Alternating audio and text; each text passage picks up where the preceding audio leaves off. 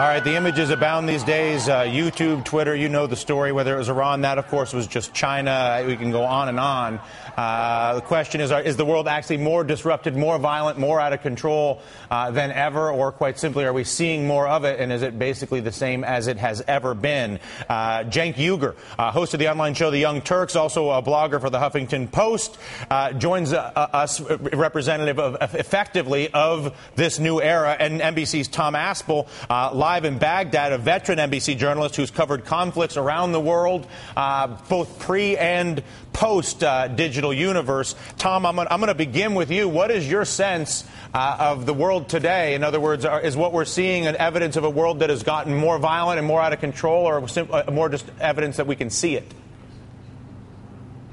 I think probably evidence that we can see it. I think violence has always been around. But one of the surprising things, I think, now is how quickly people will move towards violent confrontation when pushed, either by the strength of their convictions or the severity of their reaction against them will prompt them to react violently, in the knowledge that their actions will be seen around the world and possibly helped by sympathetic people. So your argument is that the existence of the existence of the cameras and the fact that you can get an American audience, a Western European audience, an Asian, or whatever it is, quickly, if you have a violent protest, actually makes folks more willing to escalate more quickly to violent situations, basically for publicity.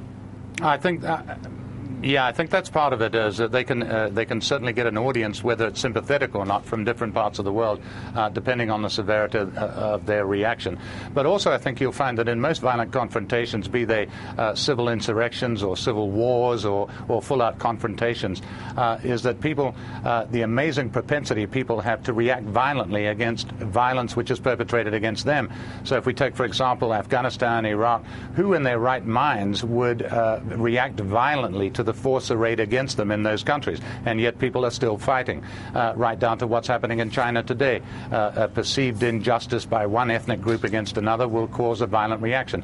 But I'm pretty sure that had the cameras not been around, then those things would either be over with very quickly or the level of violence would be lower. Cenk, do you agree with that? No, I don't. The people in Iran that were protesting in the streets were perfectly peaceful. It was the Iranian government that was cracking their skulls, and it's not like they were mugging for the camera. How about when Netta got shot out of nowhere? She didn't know a camera was there. She just got shot. And they've shut down the press completely.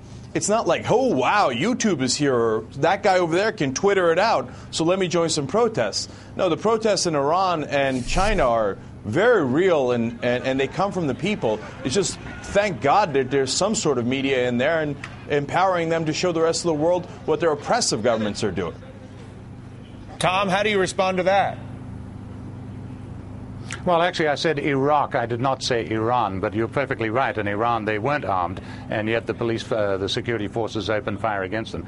My point is that people resort to violence as an extreme measure of protest in the hope that they'll gain something, usually economic advantage, usually something to do with ethnic discrimination or whatever in these various parts of the world. And people will react violently when pushed by authorities. They will react more readily with violence against them, it seems to me, in this day and age. One country that stands out to me as sort of up to this point being relatively uncovered by any form of media, YouTube or otherwise, is North Korea, Cenk. What is North Korea doing in the way they build their firewalls and fencing effectively, that we don't see a lot of North Korean output, but we do see it from obviously from Iran and elsewhere? Well, Iran is a far more modern country. They have the internet, they have cell phones, they have satellite dishes, etc. And once you have that infrastructure, it's hard to keep things out. And you could shut down different parts of the press, but it's hard to shut everything down. That's why Twitter worked so well during the protests in Iran, because the Iranian government, the mullahs, couldn't figure out how to bring down Twitter for quite some time. But in North Korea, they don't have any of that infrastructure. The people are so poor, and they're kept that way by their dictators, partly on purpose, because they don't want them to be able to be empowered for anyway. And so the best thing we can do for North Korea is to give them some of this stuff. I know it's a hell of a problem to deal with in North Korea, but always more technology helps us and helps the people that are looking for freedom.